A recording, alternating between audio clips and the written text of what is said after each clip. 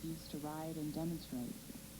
I think it's very true that although these songs may not have been meant to be that way, since people were looking for leaders, quite often the songs were taken as rallying cries, and they were taken as anthems. I mean, I think it, well, like you said, street fighting man, the time is right for fighting in the street, boys. But it's interesting because then that song also goes on to say, but what can a poor boy do except to play in a rock and roll band?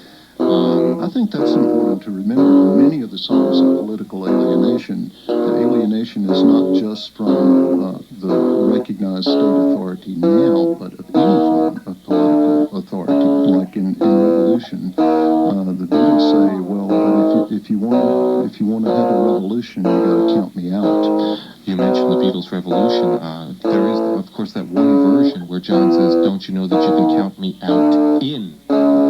Where he's really not sure which way he's going to go, and I think you see a great deal of that kind of ambivalence being reflected in the songs. Actually, that brings up a good point I wanted to mention earlier. When people talk about the 60s and the rock music identified with that period, usually the only thing they talk about is the alienation, and there's frequently the common perception that people in the 60s were against everything or wanted to tear everything down. And that certainly wasn't true. There were many answers provided, as Bruce suggested, to the kinds of questions that were being raised.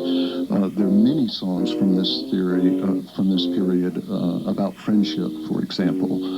You've Got a Friend and Bridge Over Troubled Water. There are songs about Get Together, yes.